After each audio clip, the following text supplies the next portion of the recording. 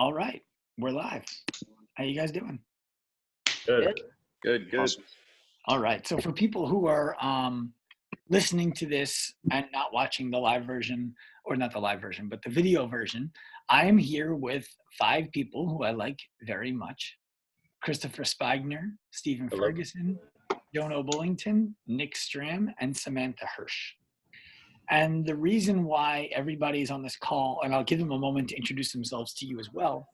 The reason why these are the 5 people on this call is because, to me, they represent 5 very diverse geographical and socioeconomical locations from where they live. And they've all been able to implement the information that we teach in the Active Life courses to find their own level of success. And they've all done it in fairly different ways. No 2 of you are running the same program, which I think is pretty cool. I mean, right now we're streamlining everything so people don't have to be as creative as you guys. But it's pretty cool that you guys are so creative.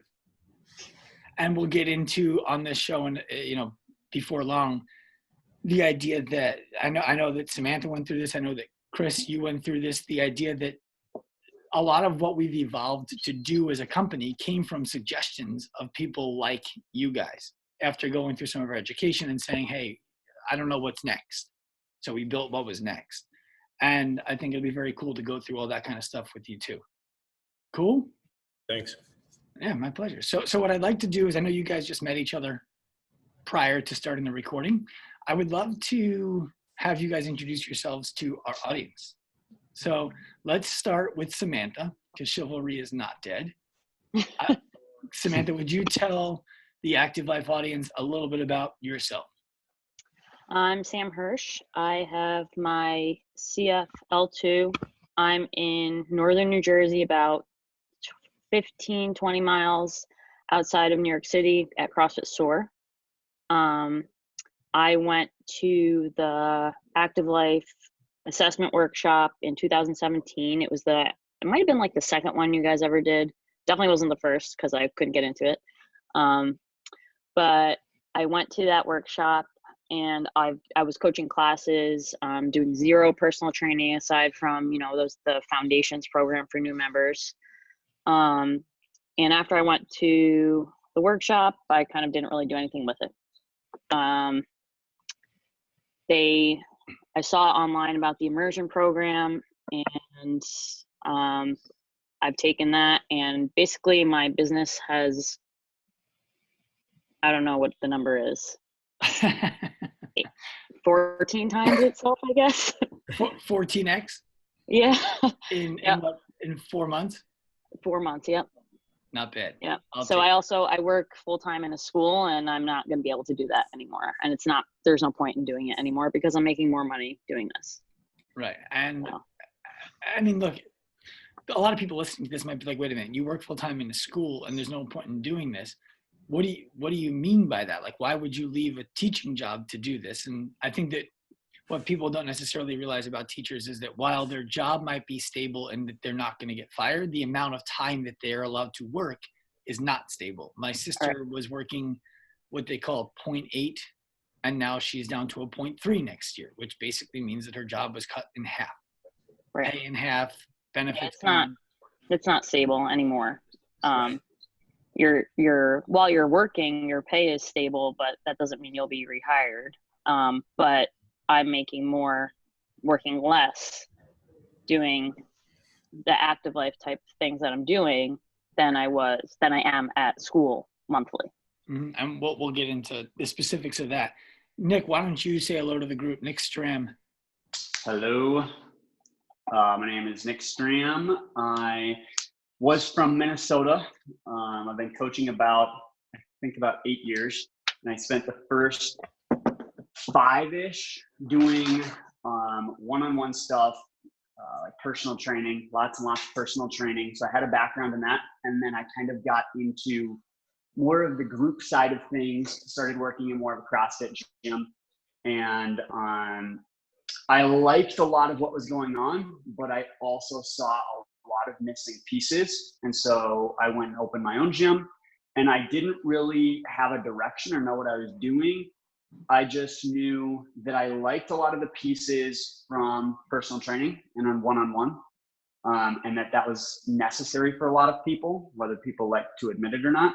But I also liked a lot of the social pieces involved in group. And so I tried to formulate a gym around that was both individual design and kind of group training.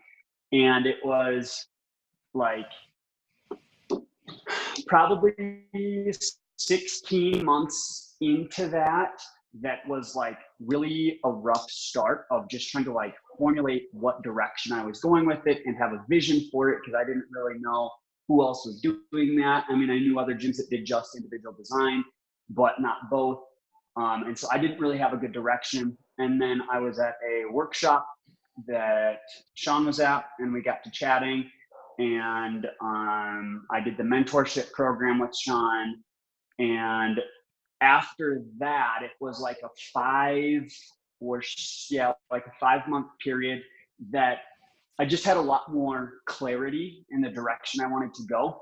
And I understood what I was doing better. And so my gym went from kind of really scraping by to 5 months later, somewhere between triple and quadruple in revenue in that time period, which was awesome, because for the long period before that, 16 months or whatever it was kind of just grinding. So that is kind of my background. And then a couple months after that, decided to sell the gym. So sold the gym, it's still going, and moved to Utah because Minnesota is very cold. So let's go from the cold to the warm, because Chris Wagner, you don't know what it's like to be cold in Minnesota. You're down in the Grand Cayman Islands. No, it hasn't been cold here in a long time. Yeah. So I'm at 7 Mile Strength and Fitness here in Grand Cayman. I also created, after the Active Life, another program out of the gym called the 7 Mile Corrective Program. I came to the first flexibility assessment with Active Life and went up there and found something that was extremely easy to take back to my coaching staff and then start to teach them. Some of them took it, some of them didn't. And what I found is I was able to reach out to more people, see more things that gave me the opportunity to help people with these annoying injuries that had been happening just from a simple, quick 2-day seminar where we drilled one thing over and over again. So it was something I could take back instead of a ton of information and then taking only a little piece of it back. And I found that very valuable. And then after that, I noticed the people I was getting to work with that weren't a lot of our running crew that we have down here, I got to work with because I was helping them not hurt anymore just from these little flexibility assessments. And then it was kind of a no-brainer. Speaking with our owners, I was like, I would really like to do this program. You know, they always help us with continued education. And I think I can make something of it afterwards. And they said, sure. And I went and did the immersion program, which was invaluable to help me know what to do with the flexibility screenings that I was seeing. And from that, I was able to create an entirely different program out of the gym that allows me to not always have to be at the gym to still make a living. And I'm getting to help a whole broader range of people that aren't just CrossFitters. So it's been invaluable so far. Love it. Let's move on to Stephen Ferguson, because right now your baby seems to be quiet and not giving you any trouble. So let's take advantage while we know we have that. I was hoping you would catch on to that. Yes, my name's Stephen Ferguson. If you want to go back to the beginning of how I met Dr. Sean, I actually met him because I won a raffle on his Instagram. Not even as a coach, to be one of his clients, because I was dealing with some back pain a little while ago. And that's how this kind of all snowballed into me working with him. I took one of his flexibility courses, workshops. I enrolled in his mentorship program, the first one that he had going. At the time, I was working at a corporate gym, working 6 days a week, 8 a.m. to 9 p.m., very few breaks in between, doing over 100 sessions a month, like grinding. And then since then, I transitioned to CrossFit Queens in Astoria, New York.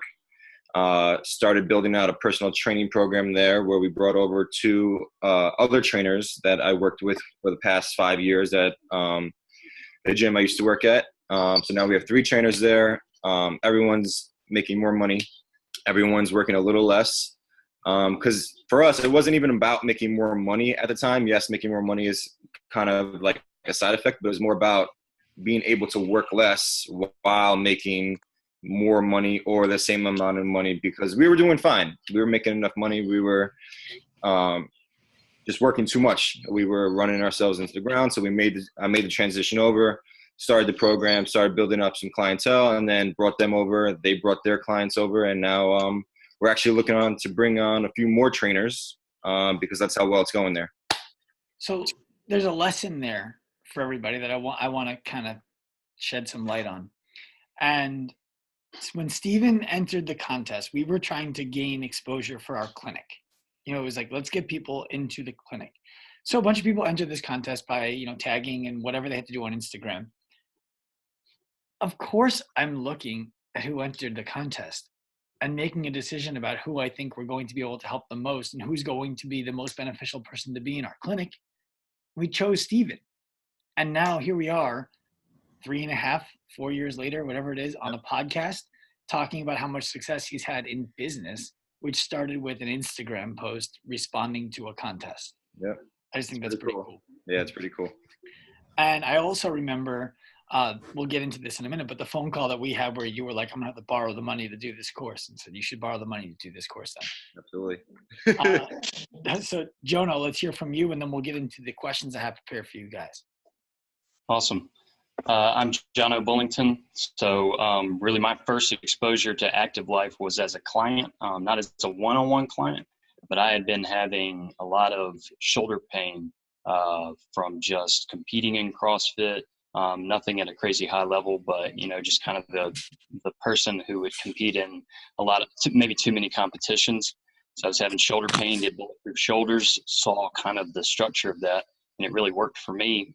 And I bought into the coach program online where there were training videos. I learned the assessment. And then, you know, there came a point where for me as a coach, only making about $1,400 per month just wasn't going to cut it as a career.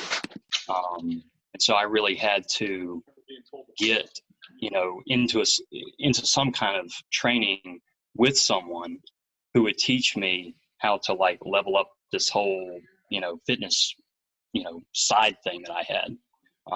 So that's when I got into the mentorship with Sean, and, you know, probably about, you know, 4 months later, I had 4X'd that. It was a big deal for me because I had never come from a background in sales of, you know, anything talking about money or one-on-ones or anything like that. I was just a regular CrossFit coach, coaching in classes and coaching a lot of classes, coaching in the morning, coaching in the evening. And it just wasn't working for my wife and I. And so that's where I'm coming from, is just kind of that quote unquote regular coach who's, you know, feeling that pain of like, I love this field. I have such a passion for this field, but it's just not working, right? It's not sustainable. I have to go and do something else. I have to forgo my passion for fitness, for helping people, to go do something so I can simply, you know, have a comfortable lifestyle, or at the very minimum, even just pay bills. And so for me, that was massive, massive pain there. And the mentorship and other avenues with Active Life have been able to mitigate that. I love it. Thank you guys for your candid introductions. That was some cool stuff. So as we get into this now, I want you guys to know that when I ask a question, if you feel like you can bring value to the answer, just feel free to jump in. You don't need me to call on you and, you know, tell you that it's your turn to talk. If you think that there's something that you can add that isn't being said, feel free to jump in. Cool? All right. So the first question that I have, I will direct towards, I'll direct it towards Samantha. And before you started the course, I know that you had some serious apprehension about doing it. You know, The immersion. yeah, yes. Okay. So I know Jono kind of went through what you would consider a perfect ascension funnel for any company. What I mean by that is Jono came in and was like, I'm going to do Bulletproof because that's inexpensive. It was like $39 at the time. Then it was, all right, I'll do the coach program. That was $200 or $100 at the time, whatever it was. And then it was, okay, there's enough trust built here. I'll buy the next big thing from them. And that was like $5,000. And I don't know if you had it or not, but you bought it. Samantha, yeah, didn't have it. How'd you get it, by the way? Jono. He might be frozen. Jono, how'd you get the money if you didn't have it? Right. So for that, I did not take out a credit card, but we did have it in savings. Now, it was kind of one of those situations like, let's not touch this. Right. So that's where it's coming from. Cool. All right. So Samantha, you did not go through one of those ascension funnels, if you will. So what were the apprehensions that you had before jumping into the immersion program? Well, I did do Bulletproof shoulders at one point. Oh, so you did. And I was a believer. So, and I went to the workshop. All right. But then I was like, I like this. This is valuable information. But Dave and I both didn't really know what to do with it. Then I saw the immersion and I was like, this really sounds like it's something for gym owners. And so my hope at the time was like that Dave, the owner of our gym, was going to do it and then teach me. That was really what I was hoping for. And he was like, yeah, I'm going to do it. I think I'm going to do it on this date. And the way when you guys offered it, it was like either 10:15 in the morning or like 1:15 in the afternoon. And I work in a school full time, so I can't make that work. So I just had been thinking about it. And then finally, I had this gut feeling that I should do it. But I really, at the time, was about to purchase a car, which I did do. And so shipping, spending $5,000 on something I was pretty unsure about was not something I was kind of gung-ho about doing. But I think after seeing more and more posts, you had built up enough trust in me, and I actually had sent you an email saying, hey, basically, do you think this is a good idea for me as a coach, or is this really meant for Dave, the gym owner? And before you had even responded to me, because you didn't respond fast enough, I paid for it. And I was like, well, hopefully this is going to work out in the end, which I did again yesterday. Was it like yesterday? Yesterday was a much bigger one. I think yesterday you bought the Samantha just ponied up $20,000 yesterday to be in the professional. I did, and I'm still thinking about it, but it better work out. I promise it will work out. It will more than work out. Now, Nick, you had a very different path in. You were ready for this before we even had it, Nick. What was it about? What do you mean? What do you mean? When I was at the workshop with you in Minnesota, you were ready. Like, you were asking me at the workshop, hey, what's next? Oh, yeah. What do I do next? For sure. Why were you so confident that the next step was a necessary one for you? I don't know. I had confidence in what I had seen, what I had seen and heard you say on Instagram. And I know that a lot of my beliefs were in line with things that you had said. But I knew that I needed more than just another workshop. Like at that point, I've been to so many weekend workshops in 8 years or 7 years, whatever at that point. And I know I needed more. Like, that workshop was great, but it wasn't what was going to get me and my business to where I wanted it to be. And that's really the problem I was looking to have solved, right? To be honest, the workshop was probably just, it was just a low barrier of entry to meet Sean, right? And then I got in, I loved what I learned in the workshop, but met Sean and knew that I needed something more to get me where I wanted to go. Cool. I can dig it.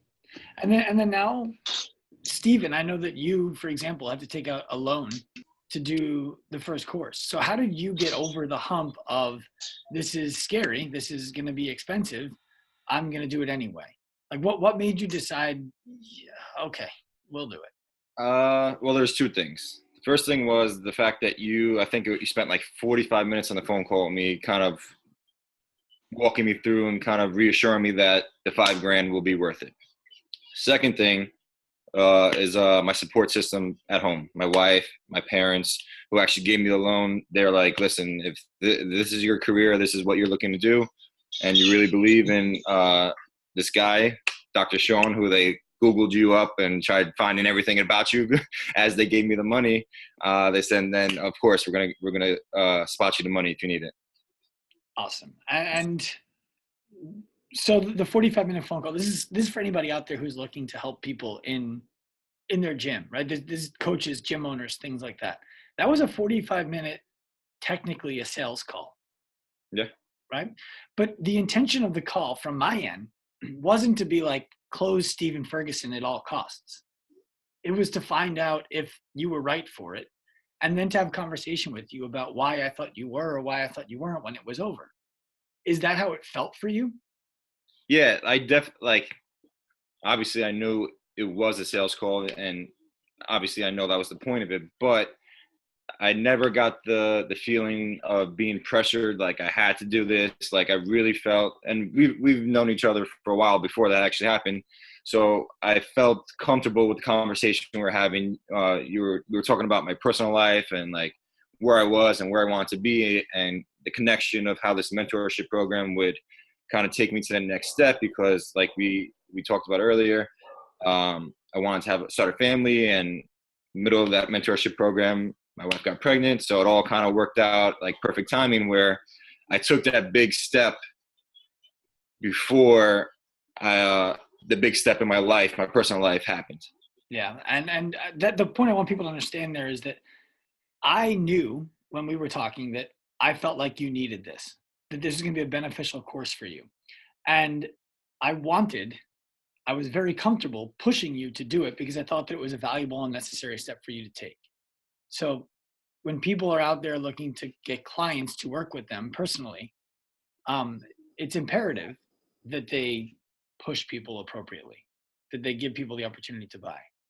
So Chris Spigner, you flew up from Grand Cayman for the first workshop that you came to. And one of the biggest hurdles that people have in coming to get education from us or from anybody else is it's not convenient. I'm not going to fly across the country to do that. I'm not going to drive 2 hours for that.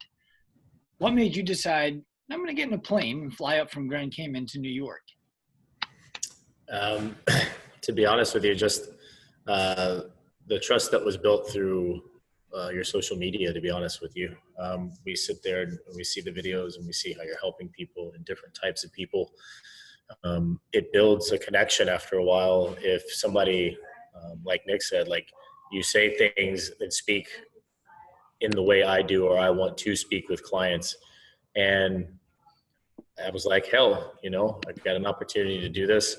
The other nice part of it is the gym does split those things with us as long as we can come back and put something with it. So that made it a little bit easier. But I felt like I needed to know what you guys were teaching people. For some reason, I felt pretty confident in my coaching abilities, but I didn't want another cert. I didn't know much about flexibility. I didn't really think about it a whole lot besides bands and all of that stuff. So I just needed to know if it was as good as it looked, to be honest with you. I'll take it. That's fair. I also think that there's a lesson there for people to hear, especially the gym owners. The fact that you had an owner or an ownership that was so supportive of you doing this made it easier for you to come. And now you're back at that gym. And what have you done with the program? I know you built out the 7 Mile Corrective. You talked about that to start. Would you tell people what that is? And then when he's done, Samantha, I want to hear about the program that you got going at SOAR. So like we discussed before, just that assessment, that flexibility assessment was so empowering for me to just walk up to people and be like, I know why your back hurts when you run, or I have a good idea. Can we do this free assessment? Just let's do it right now after you finish running. Let's try this. And being able to take that, such a small piece of what you guys, I figured you guys had made such a massive difference in people who I was getting to work with, more personal training, more clients I was getting to work with, that doing the immersion program seemed like a no-brainer.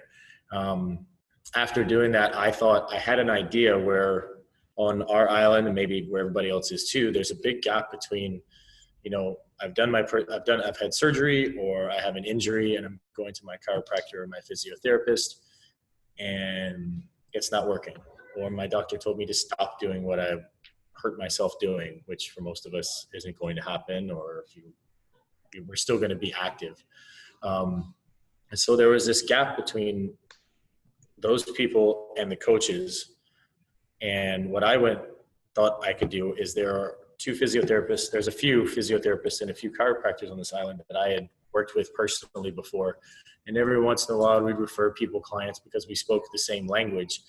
And so when I went out to them after doing the immersion program, I was like, I want to create a program where we work together to fix the client, not in a referral way of you're going to pay me, I'm going to pay you. It was just, hey, this is out of my scope. I know you're not going to tell my client to stop working out because they've hurt their wrist. You're going to give them do's and don'ts. We'll discuss it. Now we're both saying the same thing to the client, instead of my client heard from the physiotherapist, don't do this, the doctor to stop doing all of this, and now I'm telling them to do something different. Now the client gets frustrated. So what we built is a network of people, physiotherapists, chiropractors, and myself, which we're going to build out a little farther, to where we're all communicating with each other to help somebody get out of pain for whatever it is without stopping them from doing what they want to do. And so far, it's been really successful. So the gym owner is winning. Yeah. Yeah. It's also helped retain people that were in the gym that were on their way of going out because they have these annoying injuries. So before they leave, we could see that happening, and I would go up to them and be like, let's do an assessment. Maybe let's take you out of class for 3-6 months. Let's fix these issues. And then you could go back to class if you want to. So it's also let us retain, not only bring in new clients we wouldn't have talked to that want to do anything CrossFit related to start with. And it's also helped us keep and retain people who are just about to leave due to injuries that they were frustrated with in group class. Yeah, a crazy statistic about that. I recently did the math. Is if your gym charges $150 a month, 150, and you're losing 2 members per month because they're uncomfortable or in pain or whatever it is, they're not having fun anymore because something hurts, and that's common. The cost of that, when you compound it, 150 times 2 for 12 months, then 150 times 2 for 11 months, then 150 times 2 for 10, because you're losing 2 new members each month. It's $24,300 a year. 2 members a month at $150 for 12 months in the beginning and an end. Forget about year 2 and year 3 and year 4 and how that compounds. In one 12-month period, a gym that loses 2 members per month loses $24,300. It was already there. That's crazy. Think about your marketing budget, people. For a lot of you guys, it's zero because you're not like, you don't know how to use it, and that's okay for now. It won't be for long, but $24,000 out the door. So Samantha, what does your program look like at SOAR? Because I know that it's not dissimilar, but also not the same as what Chris does. Basically, when I signed up for the immersion in February, we ran our first in-house workshop. You know, we ran a workshop for anybody who was in pain or modifying movements and didn't want to modify forever. So the workshop. That was the workshop that we teach in the immersion, yes? Yes, 100%. Yep, Okay. Exactly how you outlined it. Somebody had posted in the Active Life Facebook group how to post it on social media. We literally just copied and pasted it, and we limited it to 10 people and sold out the same day. So we were like, this is great. Like, this is nuts. We were like, we're going to have to like bribe some people to come, make it look good. Didn't have to. So after that, basically we created a package for people who came to that workshop of a strength balance assessment plus PT sessions with me, or at the time the owner Dave. everybody signed up. We did another one in March, and this was just me, Dave. Oh, everybody signed up again. And then I was at the point where it's like, what are we calling this? Because it's not CrossFit SOAR. We're not doing CrossFit. We're helping people get out of pain. And we literally were calling it active life type stuff. And we're like, this doesn't work. We need to brand it. People are still calling it active life type stuff, and I get annoyed. But basically, we sat there and we came up with repair and rebuild, which is what it is. And we have sectioned off the gym with weight plates and dumbbell racks. So they're in the front end of our gym, which is about, I don't know, 10, 12 yards by 6-yard area right now. It's only for personal training when I have one-on-one clients, people who are in my custom programming through the True Coach app to come in on their own time to use it. So the demand was high enough where we had to A, come up with a name, and B, create a space for it that previously was just open for anybody in class. And so I know that you've now put, 30 people through the program, 30 people through the assessment workshop. And yeah, I currently have 20. Yeah, we put 30 people through the program, those workshops, because we did 3 and 10 people at each. Out of those 30, I have 20 one-on-one clients that are either one-on-one in person with me or custom programming, and I have about 4 or 5 lined up for the next 2 weeks that are new. So it's just not stopping. Yeah, well, and so for people who are listening who don't know, the purpose of those workshops is to be able to demonstrate to your clients the problems that they have that they're unaware of. And when you can show them that they have a problem that's causing them discomfort that they're unaware of, and that you know how to solve that problem for them, why wouldn't they buy? And it's one of those things Right. where people get into fields like accounting and law and medical because there will always be a need for doctors, lawyers, and accountants. There's also always going to be a need for a coach who can help somebody get out of pain that doesn't want to be in the doctor's office, because there's always people who don't want to be there. Now, Stephen, you did things a little bit differently. You went and actually propositioned yourself to a gym that you didn't work at. Can you talk about how you did that? Because one of the things that we talk to people about, they'll say like, oh, well, I'm moving to a new city and I want to get settled first, or I'm looking to get a coaching job. I don't have one yet. And what I would love for you to be able to do is explain to people how you took a skill set that you had, went to a gym and said, hey, my skill set can bring value to your gym. Would you allow me to do that? Yeah, so one of the coaches from CrossFit Queens was actually coming to the gym I was working at to kind of get out of their own gym and just have a little free time for themselves. And I kind of met him through a mutual friend. And then as I was going through a mentorship program, I just approached him and said, hey, listen, like, this is what I'm looking to do. Would you think this is something that we can implement at your gym? And he's like, absolutely. So he set up a meeting with the owner, myself, and him. And we sat down, and basically the discussion went, he showed me the back room, because they have a back room that's separate from the gym.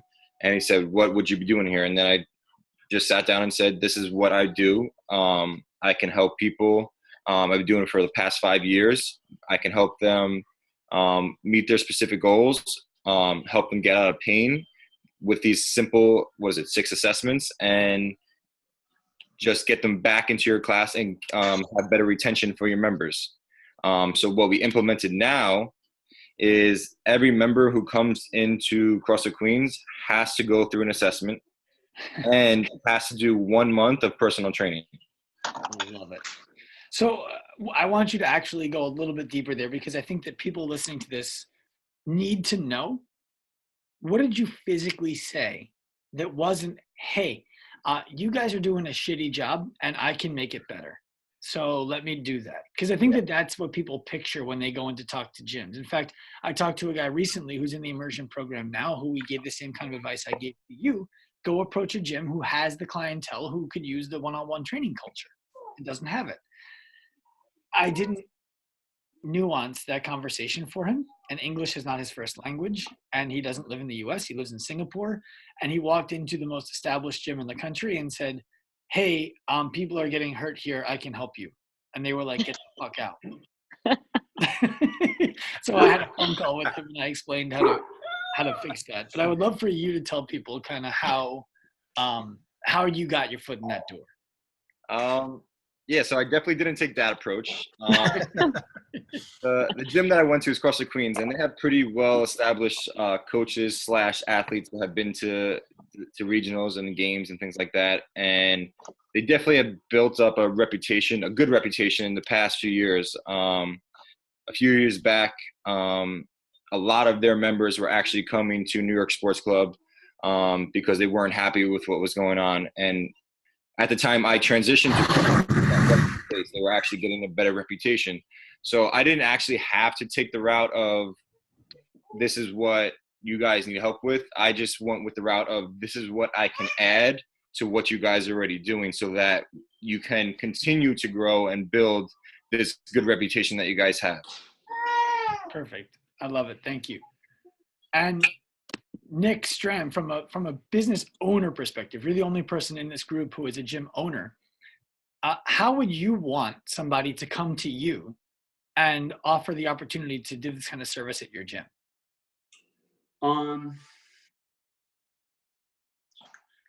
I think probably the best way would be building a relationship first. It's funny, I was just on a conversation with Jono when we were talking about how there's a lot of good CrossFit coaches and there's a lot of CrossFit coaches I wouldn't want to be coached by, but no matter what, they all think they're really good. And people don't like to, in my opinion, a lot of coaches don't like to look in the mirror and see where there's big gaps. And they definitely don't want someone to walk in and show them that gap right away. So I think building that relationship and building trust in some way, maybe it's becoming a member there for a month and building that relationship and saying, hey, here's what I do. Can I add value? I think would be a good way to go about it. If someone were to walk into my gym and tell me what they would do better, I like to think I'm a very open-minded person, but I'd probably, it would very much depend on the relationship I have with them. So I guess my best advice would be build a relationship. What about somebody coming in and saying, hey, I'm a personal trainer. I'm not a CrossFitter. I'm a personal trainer like a Stephen Ferguson, for example. I know your gym wasn't technically a CrossFit gym either. Right. And I would love to be a part of the team that you have at your gym. Would you be open to getting a cup of coffee with me and shooting the breeze on some of the ideas that I have for how I could maybe bring you guys some value? Sure. So I think then it would be showing them the value proposition of how you can add to that gym, and that you're not just there to be a leech to take away, right? Like showing them genuinely what value you bring to the table. Mm-hmm. Yeah, and that's going to come from questions. The biggest mistake that I think most people make is they would take the gym owner out for coffee and they'd be like, all right, so here's what I want to do. And the gym owner's like, well, we already do something just like that, so I'm not really interested. And you didn't ask first, so you don't know what they do that's like that, but not exactly the same, which means it won't work the way that what you would do would work. And now you're screwed and you can't get yourself in. So always start it off with questions. And my advice to coaches who are looking to do that in someone else's gym is take that person out for coffee, go into that gym, join that gym is a great idea. And then just ask them, hey, I had some ideas for the gym, but I have some questions before I even suggest them to. Do you mind if we grab a cup of coffee and I ask you some questions about your gym? I have so much respect for the way you run it. And if that's not true, you shouldn't be in that gym anyway, because why go to a gym that you don't respect?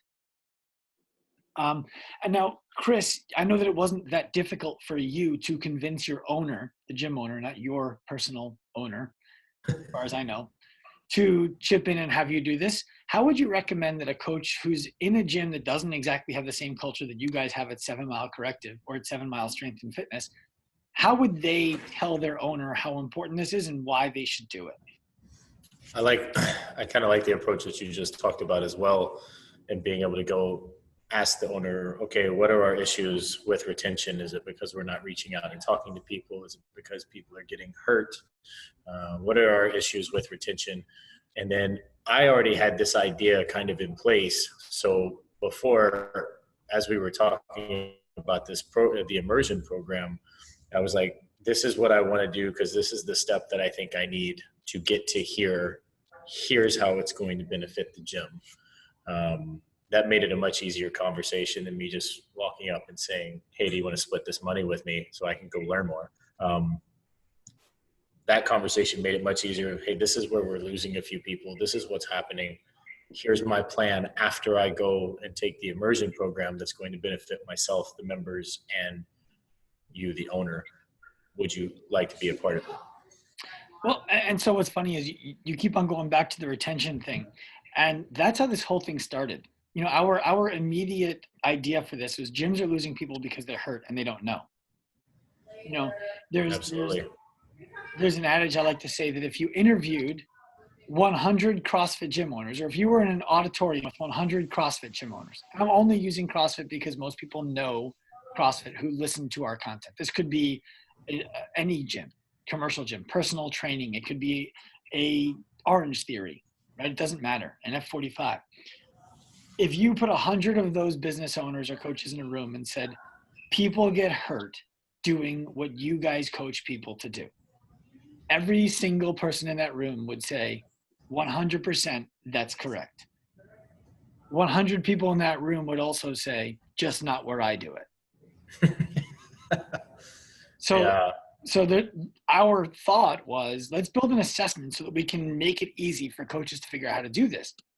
You came to the first ever workshop that we did, and you were like, okay, so now what's next? And I kind of said, I have no idea.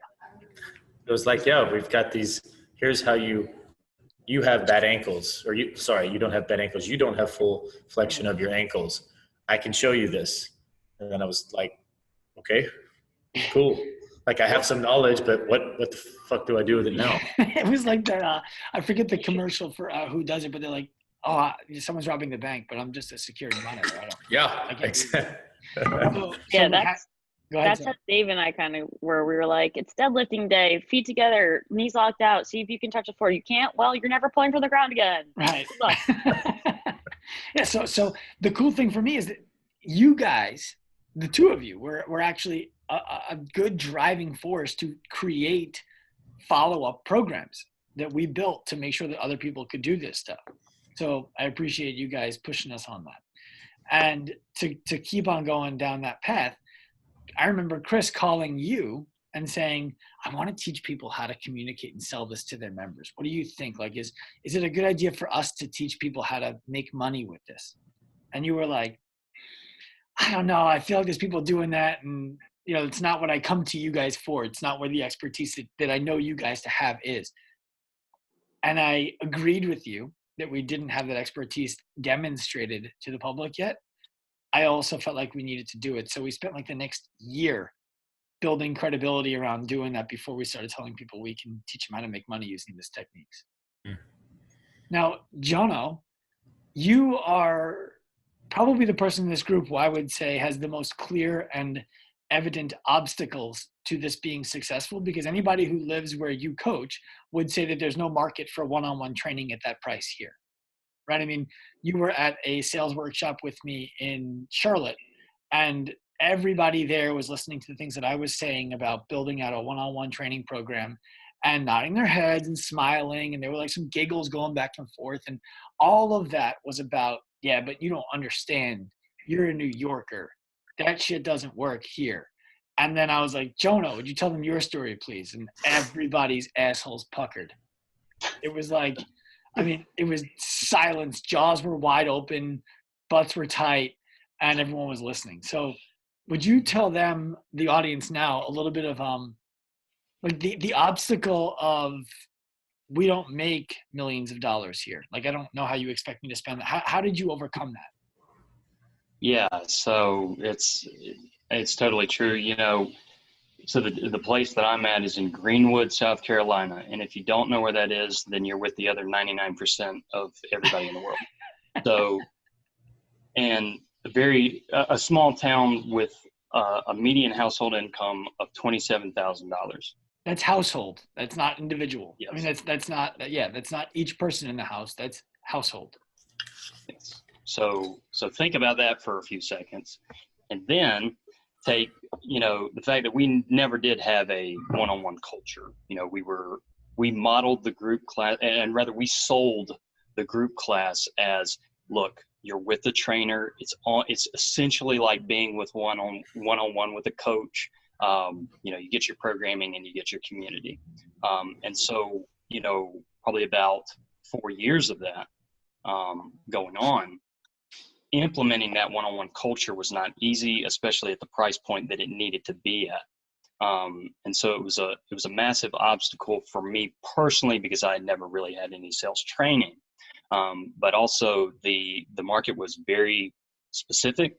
But things needed to be in place for me as a coach and as a person who would be having those conversations. But then the value of it also needed to be demonstrated in a way that said, okay, I have the knowledge, but I also have the ability to communicate to you, the client, or the member, that this is worth paying that price. And do you remember what happened the first time that you told somebody it was going to, what did you tell them it was going to cost? That's actually a good question to ask too.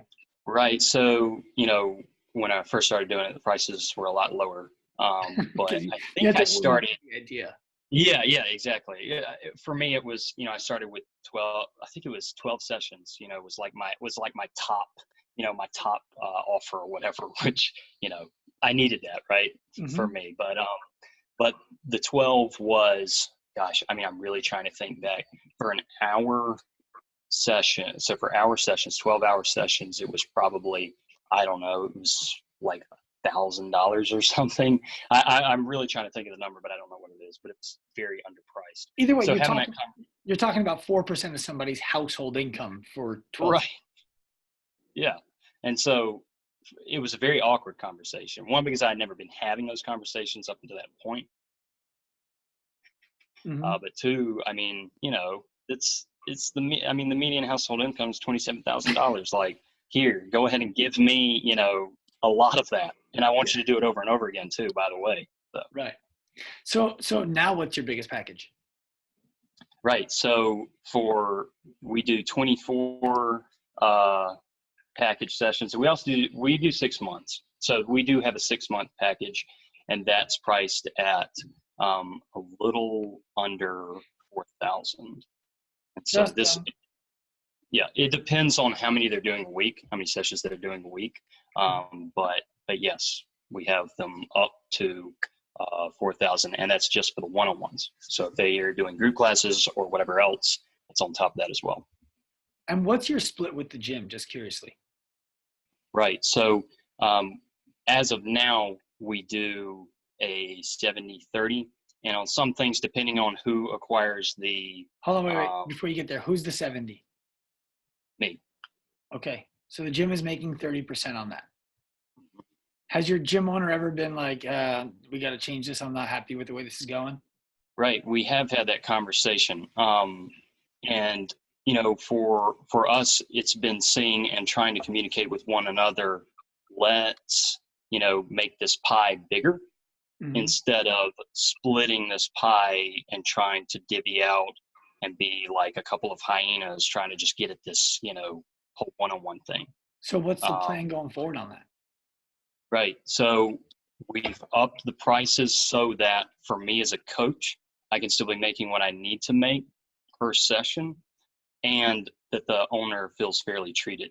And so we've started to go away from just a strict percentage, and instead going into, okay, what do I need to make? What does the gym need to make to feel essentially fairly treated, and moving forward with that. But so ultimately, I'm trying to help people nail down something to do on their own.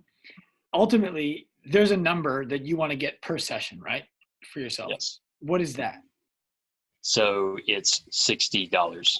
Okay. And then there's a number that the owner wants to get on a session. Yes. And I imagine that that's what, around 30? Yeah, or maybe even a little bit more. So, So you were just like, okay, look, I was making 70%, but now the owner is going to make a larger percentage. I'm going to make a smaller percentage, but the same number because it's what I need to make. You guys worked it backwards, which is fine. The way that most people are working it right now is the gym is taking that large percentage and then giving the owner just, the coach just like, hey, here's some table scraps. What I want people to hear from what you just did is that it's okay if you're in a share right now that doesn't work. It's not okay if you know that it doesn't work and you don't change it, right? So it's not okay if you know it doesn't work and you keep it. And when the gym and the coach can come together and recognize that for either one of you to be winning long-term, both of you need to be winning long-term, then changes can be made about how money is shared and how much money something costs to make sure that nobody gets hurt. And that's a message that I think is important that people hear. So one of the things I would love for each of you guys to share, if you each have a story that comes to mind, is I know a lot of people get into the fitness business with no thought of money at all. They're like, I'm not in this for the money. I get it. I'm like, I totally understand. I was the guy who gave free stuff away all the time and never got anybody what I wanted them to get or them get what they wanted to get because it was free and I couldn't afford the time that it took to follow up and to build progressions.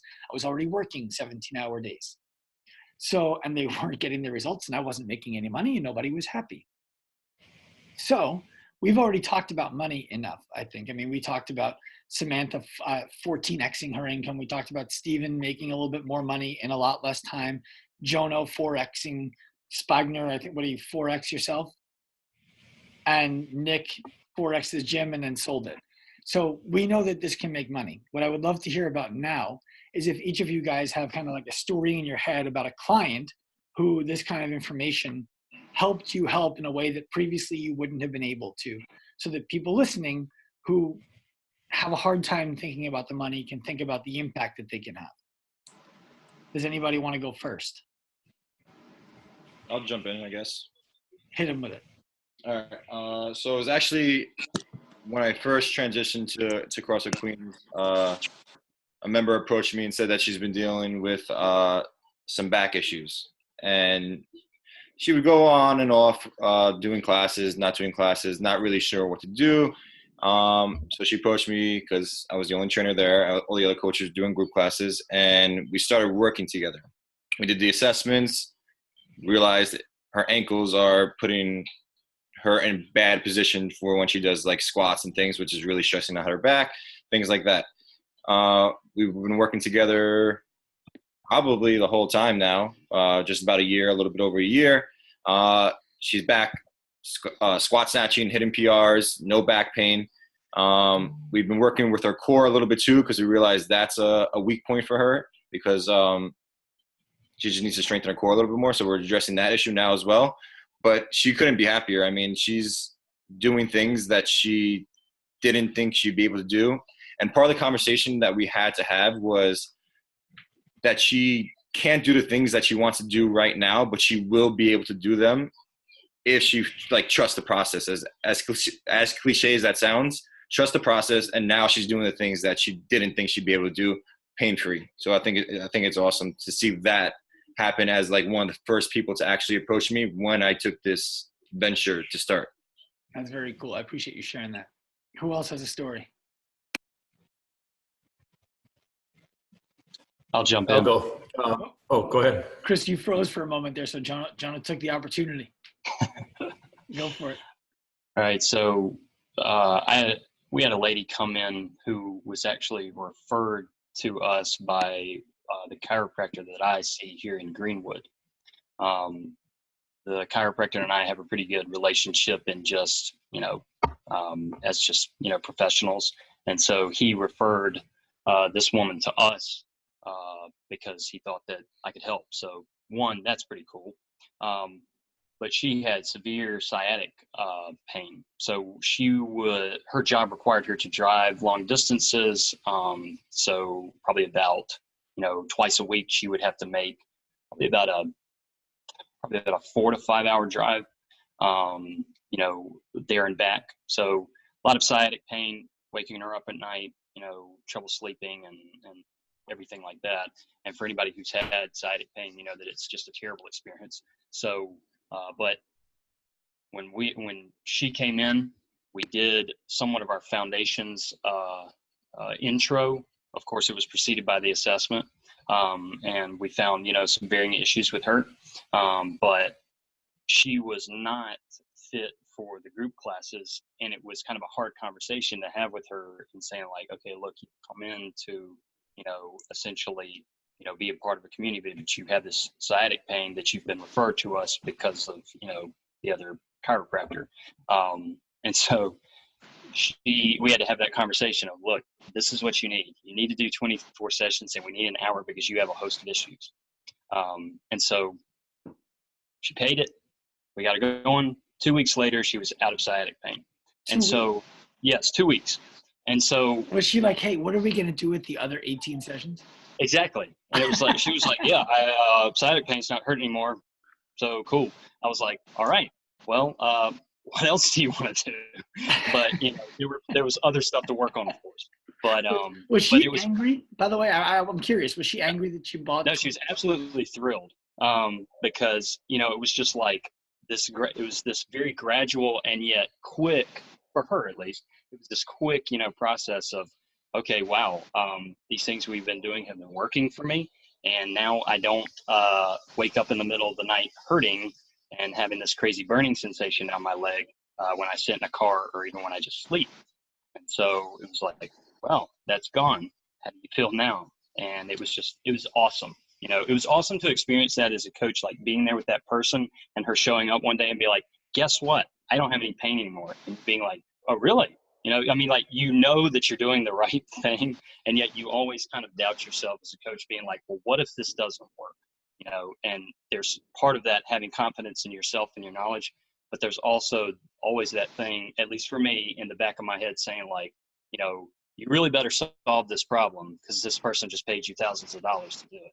Yeah, I had a conversation with a guy today about doing the professional path. He wants to jump in, and he's like, my business is only making $3,000 a month. And he's like, I feel like I need to buy the professional path, which for those of you guys who are listening and hearing for the first time, it's not cheap. It's $2,000 a month or $20,000 a year.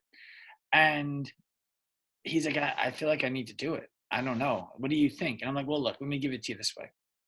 And I did believe he needed it, because when we did the math on his membership, if his gym got to the capacity that he saw his gym at, he wouldn't be able to clear expenses at the prices that he was charging. So he hadn't backed into his numbers. He had just said, this is what the industry charges, is what I need to charge. And I told him, if you offer a different service, you don't need to charge what the industry charges. But anyway, I told him along the lines of what you just said, Jono, if you give that money to Active Life as an investment on your own growth, and you believe that I'm a decent human being who owns this company, and I take it, can you imagine the amount of pressure that puts on me to make sure that that investment was a wise one? Like, I get that, you know, you're going to be stressed about this for sure, and it needs to hurt. I'm also going to be stressed about this, and I'm going to make sure that there's no doubt you get that money back. In fact, I offered to coach him between now and when the course starts to make sure he starts making that money, to which we're going to be working together. So, Spagner, you had a story you wanted to tell. Why don't you go ahead and tell us? Yeah, I have 3 of them that are kind of all the same. They all correspond with each other. I had 2 guys came in that had had a previous back surgery from injuries they sustained when they were younger. One guy came in and sat down with me, and we were discussing this, and he said he couldn't pick his baby up out of the crib, which was because of the pain in his back, and he was scared to bend over. And he also said, so we live on an island, right? So a lot of times your water is delivered in jugs, the big blue jugs. And he looked at me right before he finished. He goes, you know what I really want to do? When the water truck comes, I want to pick up the water jugs, not my wife. But I can't do it. And he goes, I'm fucking sick of it. The second guy came in, and he had his water bottle sitting on the floor. And I was like, all right, grab your water bottle. Let's go back here to the back and have a chat. And he curtsied and picked up his water bottle. And I looked at him. I go, what the fuck did you just do? He goes, I don't bend over. I was like, what do you mean you don't bend over? He goes, I don't hinge. I don't do that. He goes, it's too scary. If I do that, I know I have a 50-50 chance of getting hurt and not standing back up. And then we had another lady that came in and she just had a discectomy, and trainers had told her all these years she needed to squat. She needed to get this stronger. And she's like, I just don't want to hurt again. I don't want to have to go through that again. Well, working with these guys, they, again, like you said, they've put in the time. They're trusting you with this. They tell you these stories, and that's the whole point of this, is to help people get out of that. So now the guy can pick up his baby. He's winning long drive competitions, or when he goes and plays golf. The second guy deadlifts 155 pounds and told me, he hasn't been 100% pain-free in years. In the past 3 weeks, he's had no pain anywhere in his back anymore. And the girl who had the discectomy is now hinging. They're all progressing, and to see the look on their faces when they start to see this happen, and it just kind of keeps going on. It's yes, we want to get paid to be a professional, but Jesus Christ, that's why we all started doing this when we weren't getting paid to do it. So being able to put those two things together, it's just a drive force to continue to learn and then proceed and take these programs farther. And I think that the thing for people who are listening to this to make sure that they heard was, the first one was a patient referred to Jono from a doctor. The second one is Chris Wagner works with doctors on his island. Sorry, all three of those were referred to me as well. Okay, perfect. So we're not teaching people to play doctor. There are problems that coaches can't solve that doctors need to solve, and there are problems that doctors can't solve that coaches need to solve. That's what we're trying to help people figure out the answer to. Which ones should they be working with? Samantha, Nick, do you have anything you guys want to share on that front? Yeah, we have a mother and a daughter that have joined our gym. I'm going to say sometime in February they joined the gym, going to regular classes. I never really saw them because they came 9:15-ish and I was at school. My third workshop, they both attended. They're both now current clients of mine, but and no longer in classes. The mother had a back fusion about a year ago because she had whatever led to the back fusion. Didn't ask her about that, but she is an ER nurse and she works nights, and sometimes her nights get extended overtime, and she'll be on her feet for sometimes 16 hours straight. And I posted about this on social media, she was taking 1,200 milligrams of ibuprofen every single day. Well, that's a lot. Every day. And she's a nurse, and she knew that wasn't really great for her liver. But she was just needed to get through the day. She was in so much pain.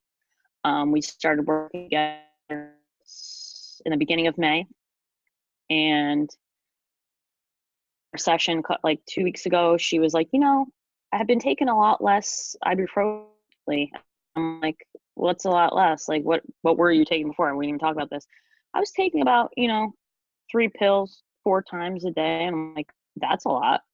She said now there's days where she comes, she's like, I haven't taken it in 3 days. Sometimes she takes 600 milligrams a day, like a week. I mean, so it was like 48 pills a week, constant every day, to just about 600 milligrams. So, normal dose of ibuprofen in a week. And she's not working any less. She might be working a little bit more. But just to have that shift in such a short period of time, and to see her outwardly become even prompting, means that she's noticing it. She's feeling better. She's like, she tells me when she wakes up in the morning, I feel great. I'm not in pain at work. And her state of pain, that was normal to her. Being in a constant state of pain that's just my normal back pain. That's just, that's what it is. Yeah, it's Tuesday. So, right. So, number one, get out of class absolutely did not belong. Number two, having her work with me. And number three, having her have a better quality of life. Yeah, that's awesome. I love it. Nick, anything from your end? You're muted. There we go. I got you. Cool. The person that comes to mind is an athlete, and I really don't work with that many I work with athletes, but I don't work with that many like competitive CrossFitters. But this is a guy who's been kind of competing in CrossFit, and like 3 years ago, he was doing things like Granite Games, the intermediate division. His team would take like middle of the line. They'd place middle of the line, but he'd be in so much pain. Like he'd be in pain year round, and he'd be in so much pain after Granite Games, which is kind of when I started with him. And I remember he just kind of had it in his mind that that was okay and that was normal. And I think he was told a lot, like when he would bring something up, like, hey, this hurts when I do this, he would just, oh, that's weird. Like, huh. And I think that that was just the person's way of saying, I don't know, but not saying I don't know, right? And so then, like a couple of years ago, I started working with him, and he was able to get out of back pain and understand what is going to cause him back pain and where his deficiencies lie, and which deficiencies are the lowest hanging fruit that we know we can improve, and which ones really we can't improve very much, and we just kind of need to make sure that we're smart around them in order to keep them out of pain. And this year they did Granite Games again like 2 weeks ago, and him and his team were in the RX division this time, and they took like 5th place, right? But all with no pain, which was really cool to see that 2-3 years ago, he's basically in constant pain and being told or thinking that that's just normal, that's just how it is, like no pain, no gain. And now he's exponentially better as an athlete, but also doing it pain-free. Now, you said that you work with athletes who are not CrossFitters. Do you find this stuff works with them too? I don't need a story, but have you found that it works with them too? Yeah, definitely. Most of the athletes I work with or was working with before I sold my gym were between 13 and 18 years old, with a large chunk of them being 13 to 15. And so a lot of those kids, you know, they're all so varied in where they are in puberty, and some of them are very ready to exercise and move, and some of them aren't. And they come in groups, right? And so just the flexibility and mobility assessments alone have been invaluable for helping to show these kids why it is they're going to do a different exercise than somebody else. Because when you've got a group of 16-year-old boys, one doesn't want to go do block pull deadlifts while the other ones are doing deadlifts, unless you can show him exactly why, right? He doesn't want to just seem like he's less capable, but it was a way of kind of quantifying and showing these younger athletes, like, hey, there's a reason we're doing this, and we're going to get you to that. And it's not because I don't think you're trying hard, and it's not because I don't think you're capable. That's just where we need to get you. I'd love to hear that. And I'll share a story with you guys. We had a client whose name I won't use. We'll call her Sarah, like we called Samantha on our post. So Sarah called me about 2 years ago because I was doing the sales calls. We were just starting to do sales calls. I'd never done a sales call. I hadn't done sales calls for more than a month when I started talking to Sarah. And she, to make a long story short, she had shoulder pain. And I'm like, I know that we can help you. I know that we can help this girl. It's not that bad, but it's not good either. And I know that we can help her from a distance. She's just exercising wrong. And we were $200 a month at the time, $199. Long story short, doesn't sign up. I don't close her on the phone. I'm like, like whatever, lost one. We could have helped her. Oh, well, she'll figure it out eventually. Well, a year later, she called again. I'm like, wow, this is weird. Same girl and same woman. And this time she was like, yeah, so it's gotten way worse. And my doctors actually say that now I need surgery, and I'm really hoping to avoid that. And we couldn't help her at that point. She did need surgery. She was beyond what we could help with from a distance or even in person. She needed surgery. She gets the surgery. 6 months later, back on my schedule. I'm like, wow, this is like, this girl committed, you know? So I'm talking to her, did you not get the surgery? She's like, no, I did. And that's the problem. I'm overweight. I'm not happy. I'm scared all the time to move.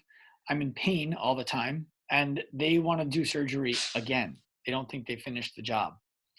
So I asked her if she had imaging done. She said yes. I said, were there any tears left? She said no. And I said, okay, well, why do they want to operate again? She said, well, I don't have pain all day long, but I have pain anytime I go to the gym and try to do any work.